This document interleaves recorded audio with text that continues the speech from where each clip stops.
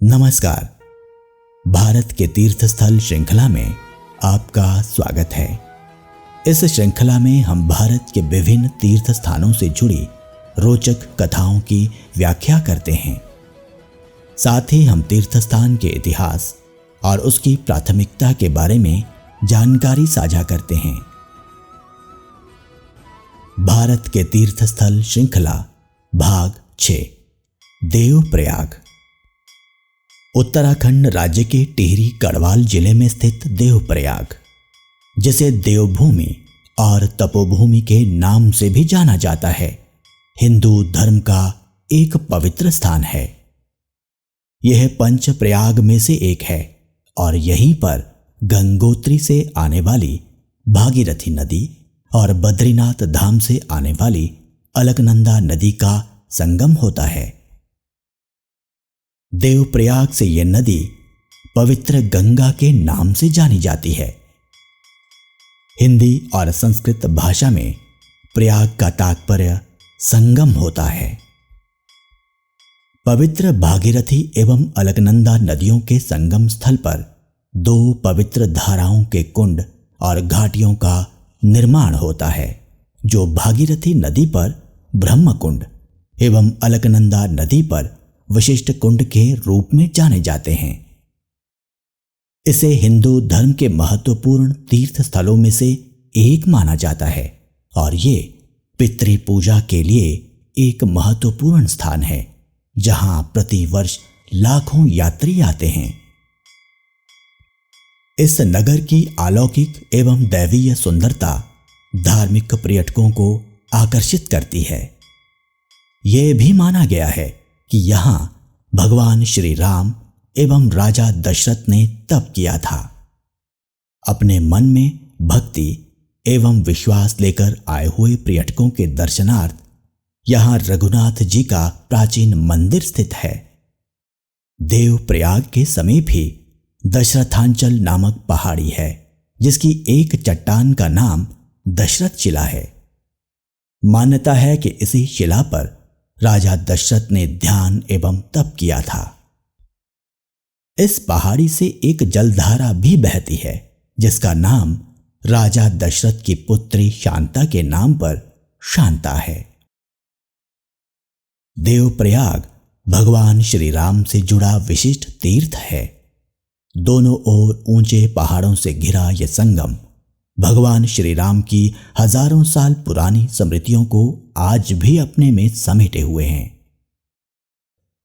एक कथानुसार त्रेता युग में जब श्री राम लंका विजय कर लौटे तो राक्षसी शक्तियों के संहार का यश उनके साथ जुड़ा था, किंतु साथ ही रावण वध के कारण ब्राह्मण हत्या का दोष भी उन्हें लगा।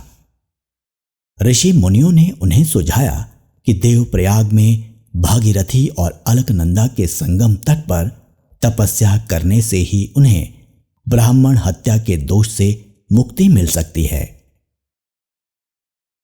इसलिए वे ऋषि मुनियों का आदेश शिरोधार्य कर ब्राह्मण हत्या दोष निवारणार्थ सीता जी, लक्ष्मण जी सहित देवप्रयाग में अलकनंदा भागीरथी के संगम पर तपस्या करने आए और इस स्थान को अपनी साधना स्थली बनाया और यहीं एक शिला पर बैठकर दीर्घ अवधि तक तप किया।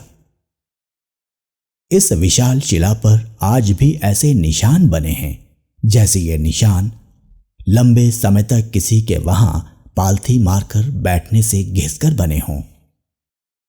एक शिला पर चरणों जैसी आकृति बनी है, जो भगवान श्री राम के चरण चिन्ह बताए जाते हैं। इसके साथ ही देवप्रयाग से जुड़ी एक कथा यह भी है कि लंका विजय उपरांत भगवान श्री राम के वापस लौटने पर जब एक धोबी ने माता सीता की पवित्रता पर संदेह किया तो उन्होंने सीता जी का त्याग करने का मन बनाया और लक्ष्मण जी को सीता जी को वन में छोड़ आने को कहा। तब लक्ष्मण जी सीता जी को इसी तपोवन में छोड़कर चले गए।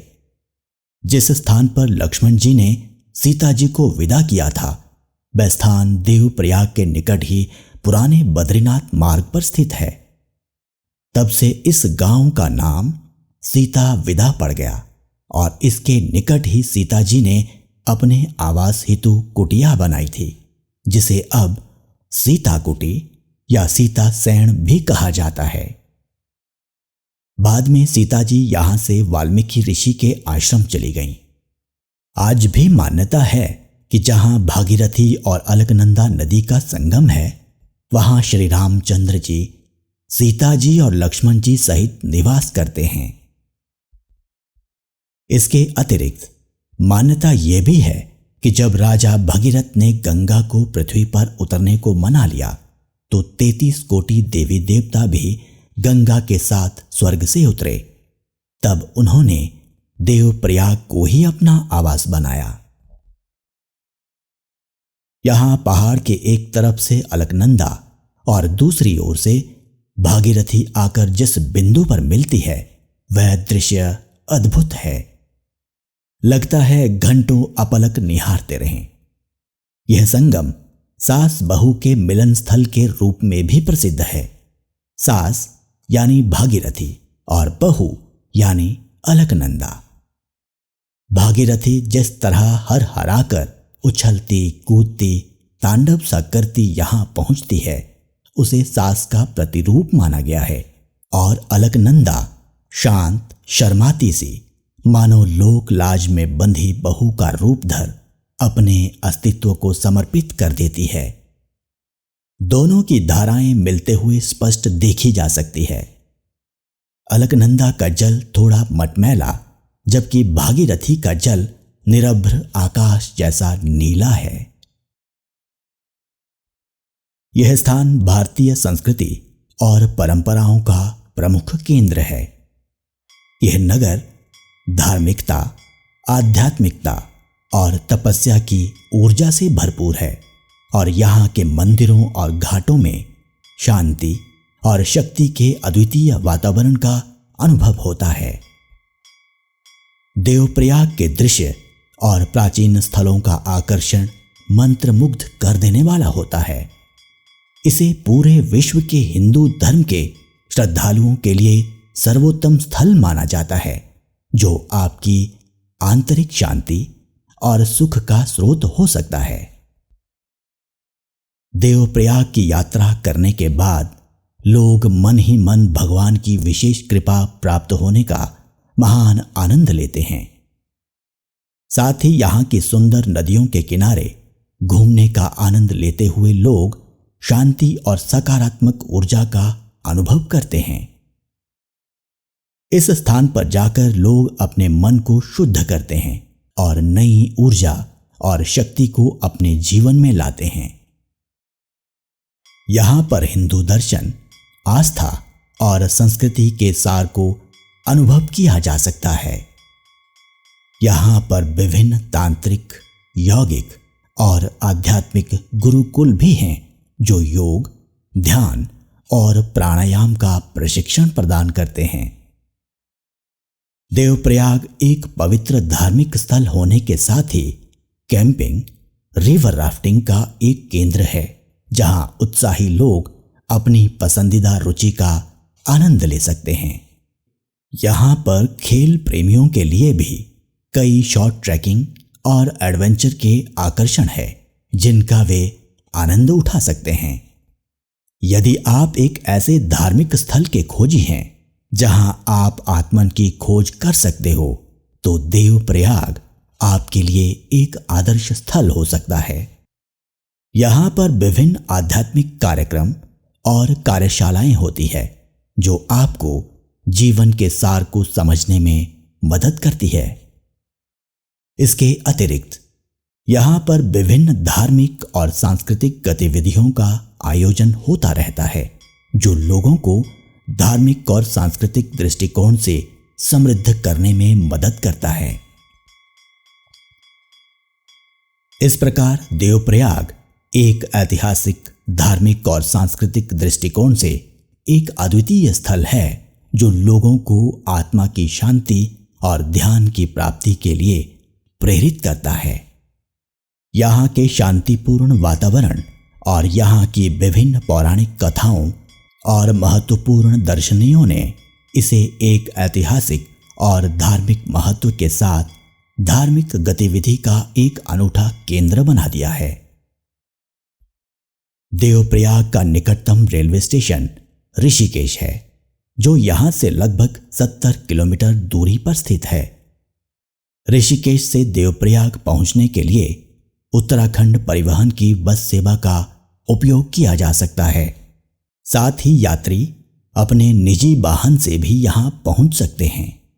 यहां का निकटतम हवाई अड्डा जॉली ग्रांट है, जो देहरादून में स्थित है, जो देश की राजधानी दिल्ली से लगभग 300 किलोमीटर दूर है। देवप्रयाग की यात्रा करने के लिए सबसे उपयुक्त समय नवंबर से अप्रैल होता है, जब तापमान कम और मौसम सुहावना होता है। संपूर्ण रूप से देवप्रयाग एक स्थान है जहां भारतीय संस्कृति, धर्म और परंपराएं एक साथ मिलती हैं और यहां आने वाले लोग आत्मा की शांति और संतुलन का अनुभव करते हैं। यहां के प्राचीन मंदिर, गंगा घाट और ध्यान के स्थल इसे एक आध्यात्मिक ऊर्जा का केंद्र बनाते हैं और इसे पौराणिक कृतियों की एक महत्वपूर्ण धरोहर के रूप में जाना जाता है। देवप्रयाग की यात्रा करने के पश्चात लोग आत्मा की शुद्धता का अनुभव करते हैं और जीवन को एक नई दिशा मिलती है। इसलिए देवप्रयाग पर्यटकों के लिए एक मनोरम और आनंदमय स्थल है, जो उन्हें धार्मिक और आध्यात्मिक रूप से पूर्णता और सुख का अनुभव करने का अवसर देता है।